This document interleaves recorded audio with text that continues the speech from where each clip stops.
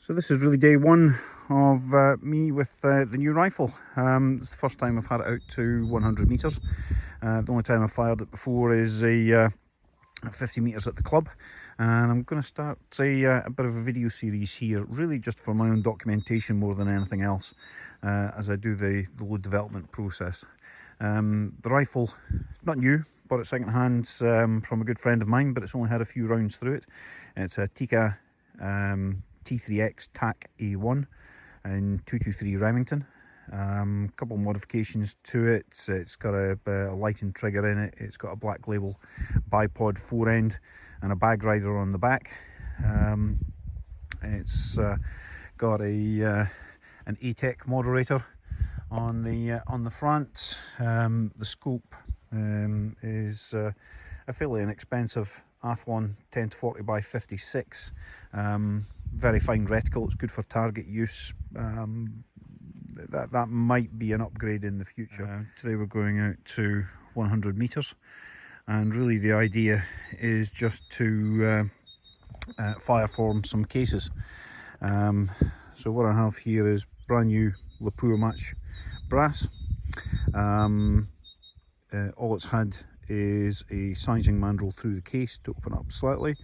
It's loaded with a 69 grain Sierra Match King bullet and 23.5 grains of Vihtavuori N135, and it's got a CCI bench rest small rifle primer in it. This is a safe load. It's towards the upper end of Vihtavuori's data, but the bullet is loaded quite long. It's in the full length of the neck, but it's measured to 10 thou off the lands, and no pressure signs, and velocities are coming round about 29-20, something like that, as an average. So this is really just stage one, fire forming the brass, and then we can begin the load development process from there. Handy tool to speed up the load development process is, well, we all know it's waiting for the barrel to cool down. It takes a long time. I've rather than gone for a professional job, I've simply bought this handheld battery rechargeable air pump designed for air mattresses, and although it's a little noisy, works very well. Put a wind meter at the end of the barrel, and it's pushing out about 14 mile an hour wind. Seems to cool the barrel from really quite warm down to cool in about 5 minutes, maybe not even that. So that's all the ammo fired. Guns on cool down. Just going to have a look and see how we did.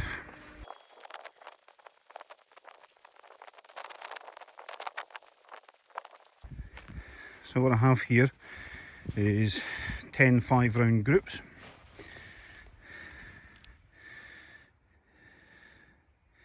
And that's not looking too bad. I'll measure those up using some software, and I'll flash the results on the screen. So here's the groups I shot, and over the top of that I can overlay some statistics. I use a program called Ballistic X, which allows you to work out group sizes and offsets with very high precision indeed.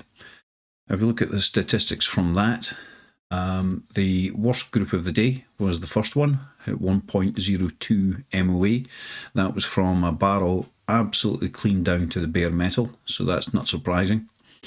Best group of the day was 0.44 MOA. The average for all the groups shot, all 10 groups, so 10 5-round groups, was 0.7 MOA. But if I remove the first group and the 10th from that, the 10th because I intentionally didn't leave the barrel to cool and I was just firing them off fast for a bit of fun at the end of the session, we get a 0.62 MOA average, which is promising. Average muzzle velocity was 29-20 for all the groups. That was slightly faster than I expected, so that's good news. Less good news is the extreme spread in standard deviation, which was much higher than I would hope for. That does point to the powder not working, but as it was a guest load, it's not a real problem. So, what was learned from this? Firstly, that the rifle only needs a few rounds to foul in, to settle in from having the barrel cleaned thoroughly. The rifle and scope hold the point of impact well. The scope tracks well, but I do need to perform a tall test to make sure that it tracks over its entire range. The rifle, as I mentioned before, from the standard deviations and extreme spreads, it didn't like that particular load of N135. With groups, sort of with velocities spread that far, you would soon see a lot of vertical stringing at 200, 300, 400 metres.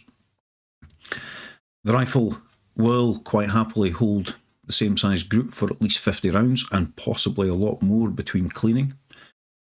And sixth, the rifle shows some potential. So the next steps then are I'm going to do a full brass prep. I'll cover that in the next video. I'm then going to do a ladder test with powder weights from 22 grain up to 23.8, which is in the range that Vihtavuori have within their manual. I'll go up in 0.2 grain steps, 5 rounds of each, so 50 rounds will be used there. From that I'll find the ideal powder weight for this combination, and I'll then do some overall length tuning to reduce the group size further. I'll start at 1 thou off and come back to 28 thou off in 3 thou steps, so 5 rounds for each. That will be another 50 rounds, and then finally I'll do a final powder weight test, 5 loads with the ideal overall length we got from step 3 and the weight from step 2, and then come down plus minus 0.1 and plus minus 0.2, 5 rounds of each for a further 25 rounds. So thank you for watching. If I get some feedback, I'll continue the series and post up the next steps. Bye for now.